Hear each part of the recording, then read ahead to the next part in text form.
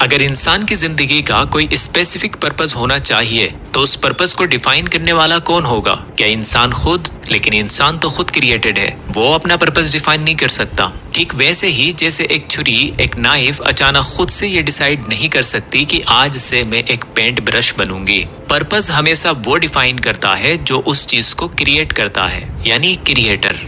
11ویں century کے ایک عظیم Islamic فلسفر اور فزیشین ابن سینا نے اس لاجیکل نیسیسٹی کو واجب الوجود کے آرگیومنٹ سے پیش کیا تھا۔ انہوں نے ثابت کیا کہ اس یونیورس کے پیچھے ایک ایسی سپریم بینگ ضرور ایگزسٹ کرتی ہے جس کا وجود نیسیسری ہے، جو خود انکوزڈ ہے، یعنی اسے کسی نے نہیں بنایا، وہ ہمیشہ سے ہے، اور جس سے اس پورے یونیورس کی ہر چیز کوز ہوئی۔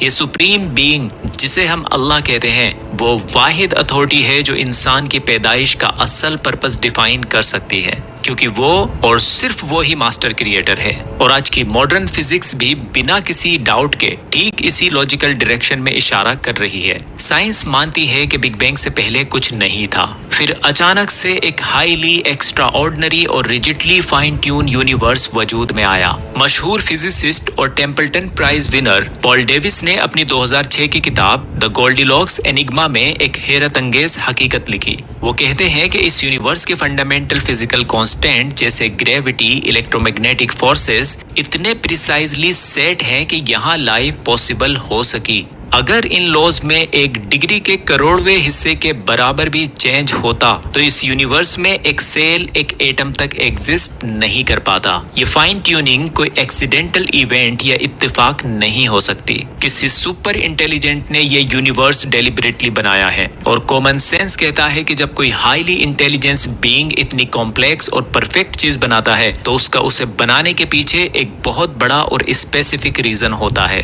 لیکن ذرا سوچئے، اگر انسان کو اپنی زندگی کا یہ سپریم مقصد نہ ملے تو کیا ہوتا ہے؟ ماڈرن سائیکالوجی نے اس کا بہت بھیانک ریزلٹ ڈاکیومنٹ کیا ہے۔ آسٹرین فزسسٹ وکٹر فرینکل، جنہوں نے نازی کنسنٹریشن کیمپس جیسی موت کی فیکٹری میں ظلم سہے اور وہاں سروائیو کیا، انہوں نے اپنی masterwork man search for meaning 1946 میں ایک شاکنگ آبزرویشن ریکارڈ کی۔